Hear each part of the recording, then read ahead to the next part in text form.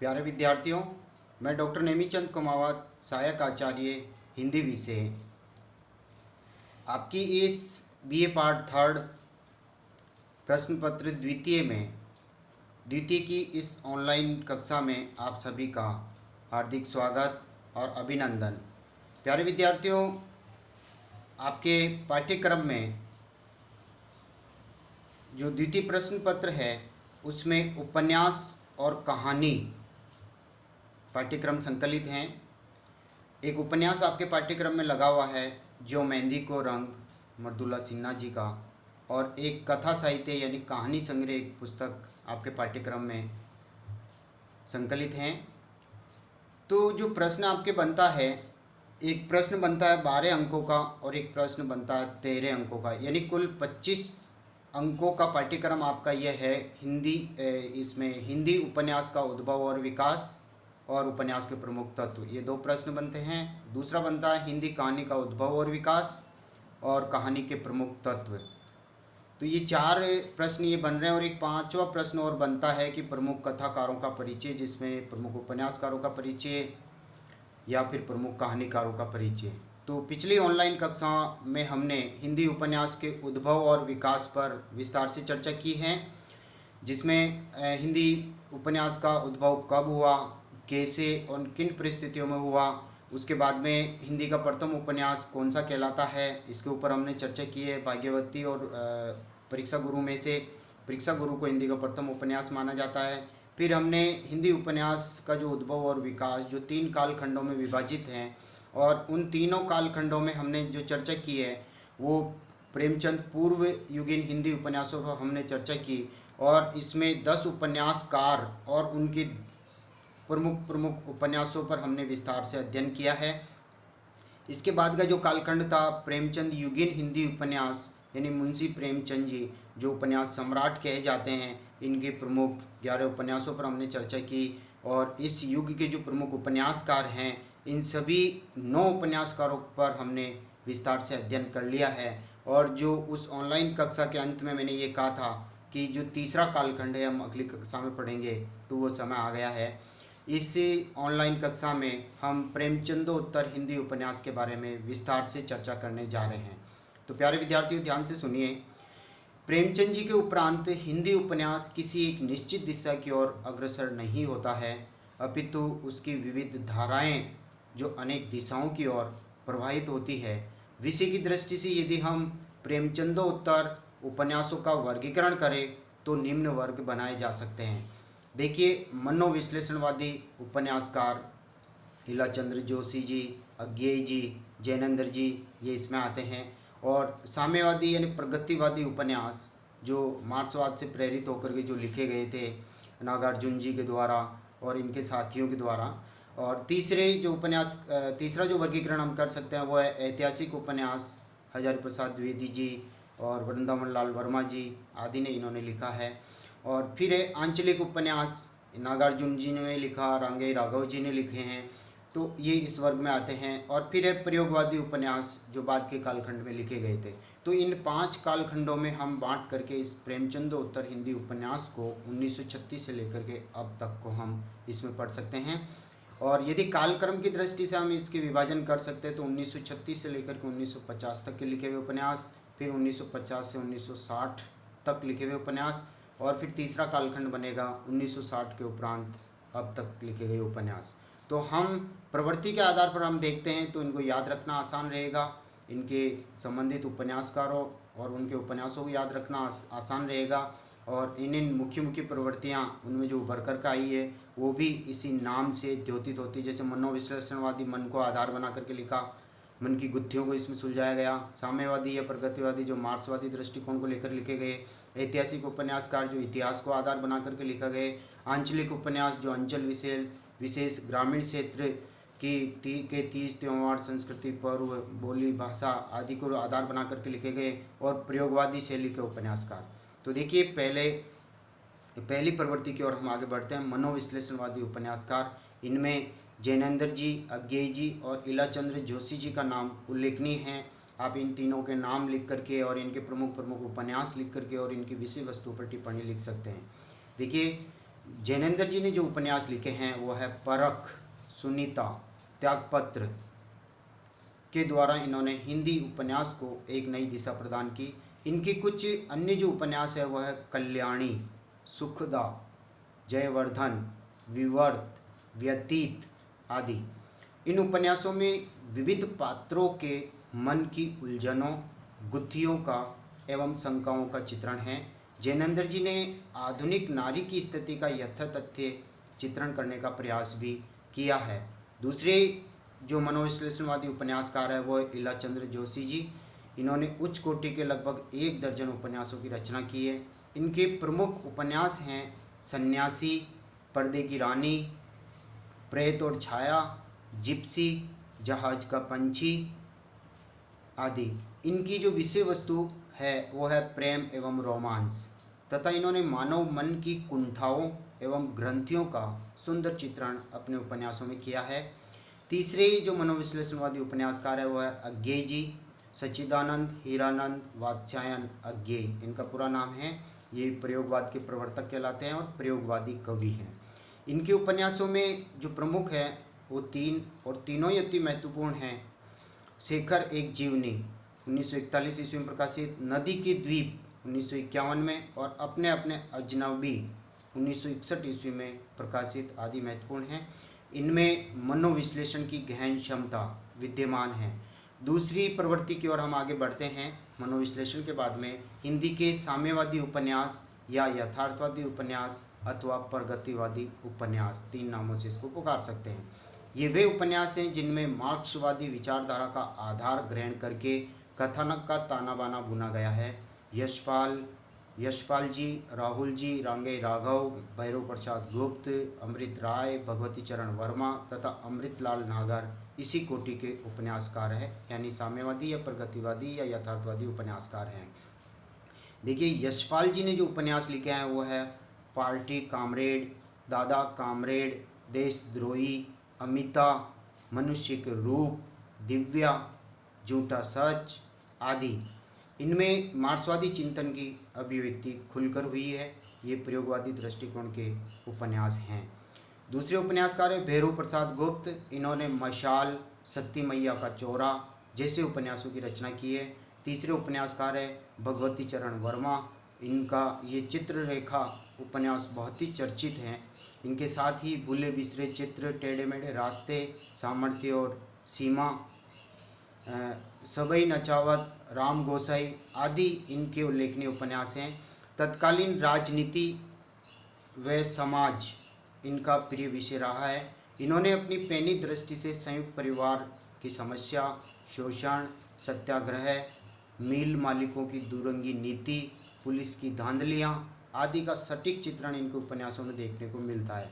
इनके कुछ अन्य उपन्यास हैं 3 वर्ष, आखिरी दांव, रेखा, सीधी सच्ची बातें और पतन। चौथे उपन्यासकार हैं अमृतलाल नागर। इनके उपन्यास देखिए सेठ माकेमल, अमृत और विष, बूंद और समुद्र, महाकाल, शतरंज के मोहरे, सुहाग के नुपुर, मानस का हंस, ये सभी इनके चर्चित उपन्यास हैं। इनके श्रेष्ठ उपन्यासों में गिने जाते हैं। 5वें उपन्यासकार है भगवती प्रसाद वाजपेयी जी। चलते चलते, निमंत्रण, यथार्थ के आगे, टूटा टी सेट, सपना, बिक गया, सुन्नी राह आदि इनके उपन्यास हैं। अगले उपन्यासकार है छठे, वो है उपेंद्र नाथ अश्क। इनके जो उपन्यास हैं वो देखिए सितारों का खेल, गिरती दीवारें, गर्म राख, बड़ी बड़ी आँखें, पत्थर अलपत्थर। ये 6 उपन्यासकार आपके सामने आए हैं। प्रयोगवादी कह सकते हैं इन्हें, मनोविश्लेषणवादी कह सकते हैं इन्हें, मार्क्सवादी उपन्यासकार कह सकते हैं। इन सभी उपन्यासकारों ने प्रगतिवादी दृष्टिकोण यानी मार्क्सवादी दृष्टिकोण के आधार पर सामाजिक यथार्थ का नग्न दृश्य यानी यथार्थ चित्र प्रस्तुत किया है। तीसरी प्रवृत्ति इस प्रेमचंद उत्तर युग में आती है, वह ऐतिहासिक उपन्यासकार। इनमें बाबू वृंदावन लाल वर्मा जी का महत्वपूर्ण स्थान है, जिनका उल्लेख हमने पहले ही कर दिया है। और इनके अतिरिक्त आचार्य चतुर्सेन शास्त्री जी, हजारी प्रसाद द्विवेदी जी, राहुल जी का नाम इस वर्ग में लिया जा सकता है। हजारी प्रसाद द्विवेदी जी के ये जो 4 उपन्यास आपके सामने हैं बहुत ही महत्वपूर्ण हैं। बाण भट्ट की आत्मकथा, ये एमए के पाठ्यक्रम में अभी प्रचलन में है। चारू चंद्र लेखा, पुनर्वा, अनामदास का पौथा, ये चारों ही उपन्यास बहुत महत्वपूर्ण हैं।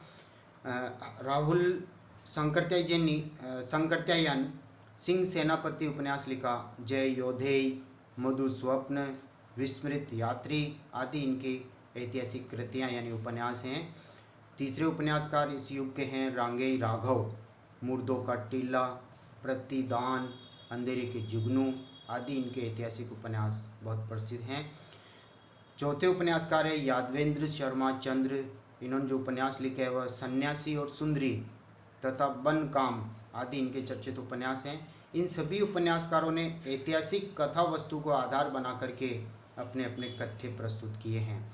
चौथी प्रवृत्ति इस काल की जो उभर करके आती है प्रेमचंदोत्तर काल की है, वह आंचलिक उपन्यास या आंचलिक उपन्यासकार।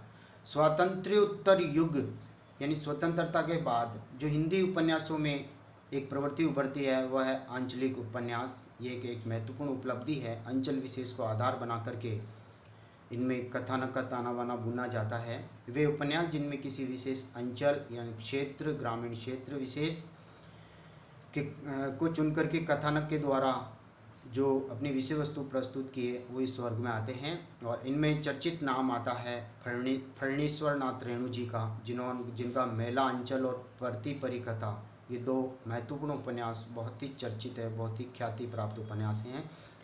दूसरा नाम आता है नागार्जुन जी का, इनके उपन्यास भी बहुत ख्याति प्राप्त किए।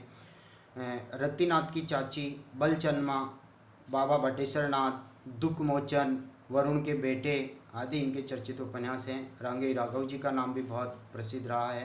काका, कब तक पुकारूं जैसे उपन्यास इन्होंने लिखे हैं। ग्रामीण परिवेश को लेकर के ये उपन्यास लिखे हुए हैं। चौथे उपन्यासकार रामदरस मिश्र, इनका ये दोनों उपन्यास भी बहुत चर्चित है। पानी के प्राचीर, जल टूटता हुआ प्रमुख उपन्यास हैं।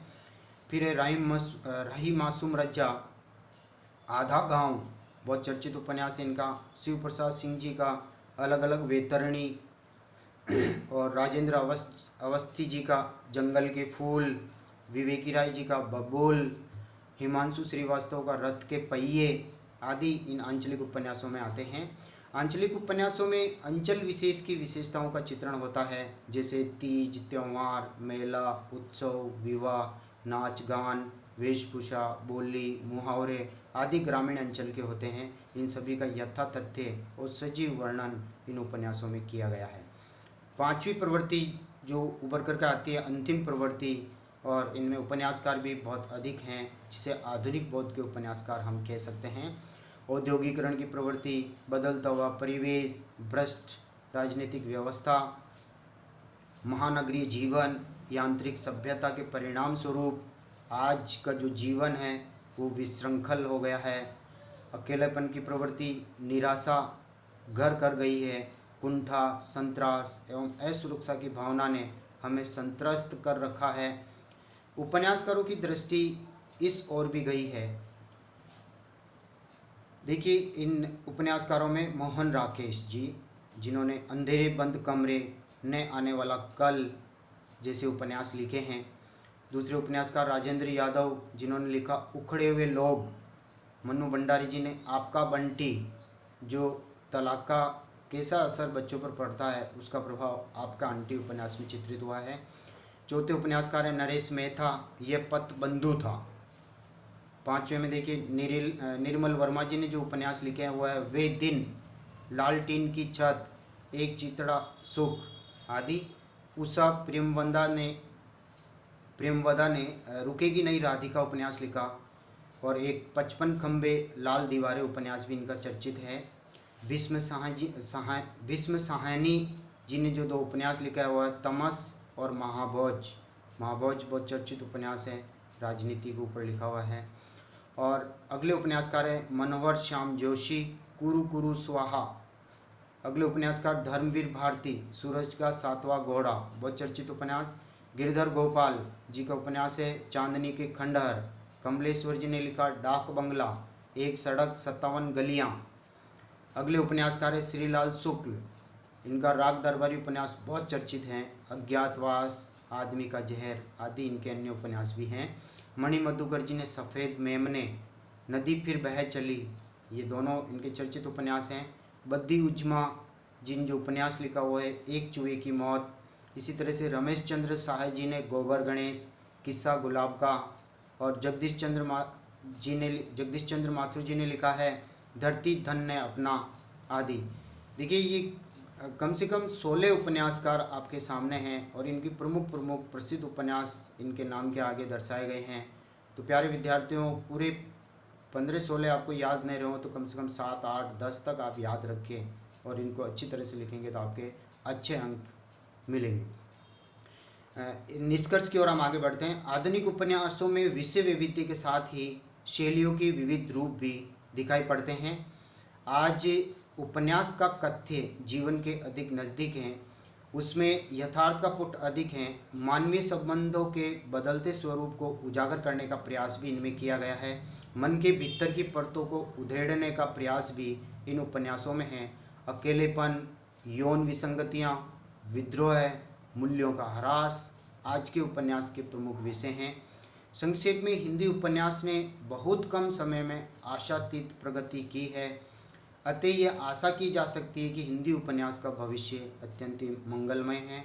अनेक दोषों के होते हुए भी हिंदी उपन्यास की विकास यात्रा पर हम संतोष कर सकते हैं। प्रेमचंद पूर्व युग से उपन्यास की विकास यात्रा आरंभ हुई थी, जो प्रेमचंद के युग में आकर पूर्णतया अंकुरित होकर पल्लवित और पुष्पित होती हैं, विकास की अपनी चरम सीमा पर पहुंचती हैं। आधुनिक युग तक उपन्यास अनेक पड़ावों को पार करता हुआ अपनी मंजिल पर पहुंचा है। अतः हम कह सकते हैं कि युगों युगों तक मनुष्य अपने हृदय की प्यास बुझाने के लिए इन उपन्यासों का अनुशीलन करेगा, इन्हें पढ़ेगा और रस का आस्वादन करता रहेगा। यही हमारी मंगल कामना है। तो प्यारे विद्यार्थियों, इन 2 ऑनलाइन कक्षाओं में हमने इस उपन्यास के उद्भव और विकास को पढ़ा है। आप इसको अच्छी तरह से याद करके परीक्षा में लिखें। जय हिंद, जय भारत।